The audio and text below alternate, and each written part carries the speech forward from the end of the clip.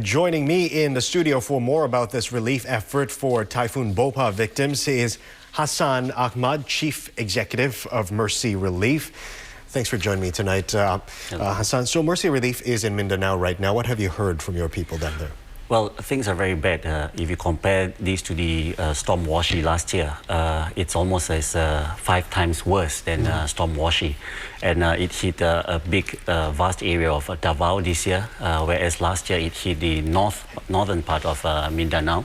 And this year it hit the southeastern side of Davao. And you have 28,000 families already stranded and homeless. That is what we're trying to address down on the ground. We have 2 personnel in today, and tomorrow morning we'll have 2 more personnel to enlarge, to expand our scope of assistance. And food and water especially are the 2 main requirements by the victims. Okay, I can just imagine that people from last year's Typhoon Washi are barely recovering from that disaster. How are people coping this time around?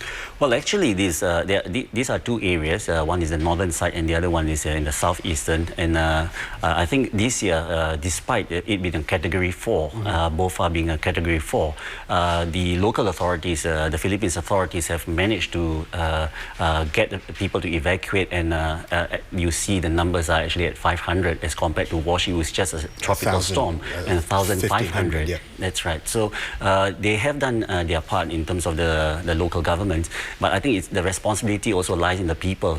They must listen to the government warnings and not stay behind to protect their own properties. I mean, we did hear some people saying yesterday that they didn't think it was going to be as dangerous, so they didn't evacuate. But how much more can the government do, you think, to remind these people that your lives are at stake? Well, they can have drills and exercises, evacuation exercises and warning systems. But again, even if you see in the tsunami areas, the coastal areas, there are communities which just refuse to listen to the government, and because and you can feel for them, because that's about the only things that they have in life. So they want to stay behind and protect their own properties and belongings. Okay, for people watching us around the region, what else will be needed apart from what you mentioned, food and water? Well, I think the most important now, the information we got from the ground from our personnel, is that tarpaulins and plastic sheets are the most important right now, because we want people to go back home to where they belong, and repair those homes which have not been fully destroyed, such that it will ease the congestion at the evacuation centers. Right now you have just in Compostela alone, you have 23,000 families squeezed in 16 evacuation centers. So, that's a danger of the secondary disaster, which is the breakout of diseases. So we want people to go back and, to ease the congestion there, and at the same time be protected from the natural elements. So tarpaulins and plastic sheets are, on top of, in addition to food and water. Okay, so how can they give their contributions or help out?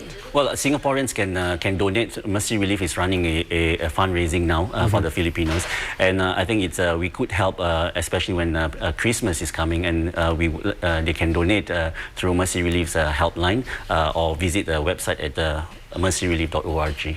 Okay, you were talking about how this time around only 500, although it is a big number, 500 people dead compared to last year's 1,500 people dead in the wake of Typhoon Washi. But what else do you think can Philippine authorities do to prevent a big number of deaths in times of typhoons? Well, Philippines they have an average of 20 a year. So evacuation drills are one of the disaster risk mitigation mechanisms that they can put in place. At the same time, also housing, to provide proper housing for the people, to relocate them from those areas which are prone to floodings and also disasters. So these are just, but of course this requires a huge amount of resources. But nonetheless, we are talking about lives here, and the sanctity of lives ought to be preserved. Okay, in Japan, we were one of our big stories today, another earthquake hitting that area there. There's also a mercy relief operation there. Do you think the people are a lot more prepared this time around? Well, we were on the line with our partners, both in Iwate and also Tokyo. In Tokyo, our friends there, they could feel the tremors. In Iwate, they said that evacuation was quite smooth. People were all evacuated within 45 minutes. But one area of concern is actually the psychological part of it. People is being hit within almost 1.5 years. Another big one. So we were quite relieved to hear that it was only a maximum of 1 meter that hit Iwate. Okay, we can never second guess the power of nature there. Thank you very much Thank you. For joining us here, Hassan Ahmad, their Chief Executive of Mercy Relief.